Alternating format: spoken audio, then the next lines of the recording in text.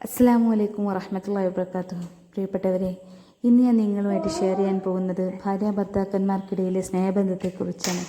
എങ്ങനെയാണ് അത് ഊട്ടിയുറപ്പിക്കേണ്ടത് എന്നതിനെക്കുറിച്ചും ടിപ്സുകളും ഉൾപ്പെടുത്തിയിട്ടുണ്ട്.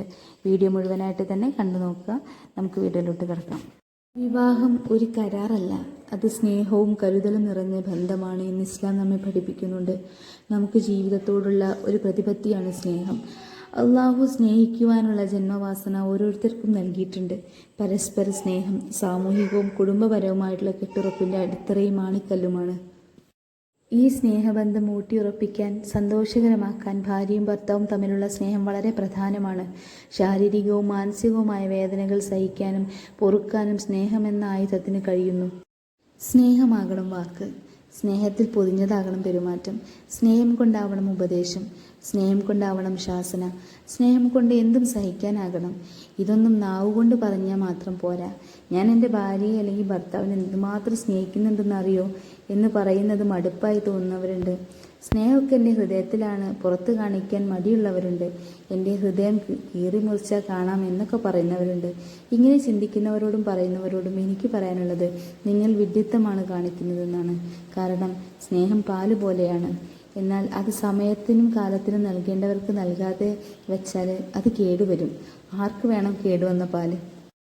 നമ്മുടെ സ്നേഹം പറഞ്ഞറിയിക്കുകയല്ല വേണ്ടത്, അനുഭവിച്ചറിയുകയാണ് വേണ്ടത്.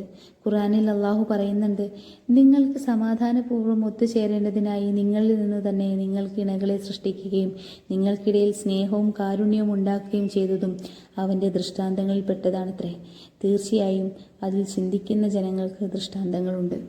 ഇത് തന്നെയാണ് പ്രവാചകൻ സല്ലല്ലാഹു അലൈഹി വസല്ലം നമുക്ക് കാണിച്ചു തന്നതും. പ്രവാചകൻ ഭാര്യമാരോട് മധുരമായി സംസാരിക്കുകയും തമാശ പറയുകയും ചിരിക്കുകയും ചെറിയ ചെറിയ കാര്യങ്ങളിൽ സഹായിക്കുകയും ചെയ്യാറുണ്ടായിരുന്നത്രേ. നബി സല്ലല്ലാഹു അലൈഹി വസല്ലം പറയുന്നു, നിങ്ങളിൽ ഏറ്റവും നല്ലവൻ തൻ്റെ ഭാര്യയോട് നല്ല നിലയിൽ പെരുമാറുന്നവനാണെന്ന്. ഇനി എങ്ങനെയാണ് ഈ സ്നേഹം പ്രകടിപ്പിക്കേണ്ടതെന്ന് നോക്കിയാലോ? ഇൻഷാ അല്ലാഹ് ഞാനിവിടെ കുറച്ച് ടിപ്സ് ഷെയർ ചെയ്യുന്നുണ്ട്. 1. ലവ് ലാംഗ്വേജ് മനസ്സിലാക്കുക. എന്താണ് ഭർത്താവിന് അല്ലെങ്കിൽ ഭാര്യയ്ക്ക് ഇഷ്ടം, ഏത് വഴിയാണ് അവർ സ്നേഹം ആഗ്രഹിക്കുന്നതെന്ന് അവരോട് തന്നെ ചോദിച്ച് മനസ്സിലാക്കുക. 2. മനസ്സിലുള്ള മോഹങ്ങളും ആഗ്രഹങ്ങളും തുറന്ന് സംസാരിക്കുക. 3. ഭർത്താവിനോട് അല്ലെങ്കിൽ ഭാര്യയോട് നമുക്ക് തോന്നുന്ന സ്നേഹം, ആ ഇഷ്ടം അതപ്പോൾ തന്നെ പ്രകടിപ്പിക്കുക. 4. എത്ര തിരക്കാണേലും ഒരുമിച്ച് സമയം കണ്ടെത്തുക. 5. നന്ദി കാണിക്കുക. ഭർത്താവ് അല്ലെങ്കിൽ ഭാര്യ നമുക്ക് എന്തെങ്കിലും ചെയ്തു തന്നാൽ അവർ നന്ദിയുള്ളവരാകുക. 6. കരുണ കാണിക്കുക. മറ്റുള്ളവരുടെ വാക്കുകൾ കേൾക്കാതിരിക്കുക. 7. സന്തോഷങ്ങൾ പരസ്പരം പങ്കുവയ്ക്കുക. 8. പോസിറ്റീവായിട്ടുള്ള സംസാരത്തിന് കൂടുതൽ പ്രാധാന്യം നൽകുക. 9. കുടുംബത്തിൽ പ്രശ്നമുണ്ടാകുന്ന സമയത്ത് എതിർക്കാതെ പരസ്പരം ബുദ്ധിയോടെ പെരുമാറുക. 10. പരസ്പരം ക്ഷമിക്കുക. തെറ്റുകൾ സംഭവിക്കും, അത് സർവ്വസാധാരണമാണ്. 11. ദുആ ചെയ്യുക.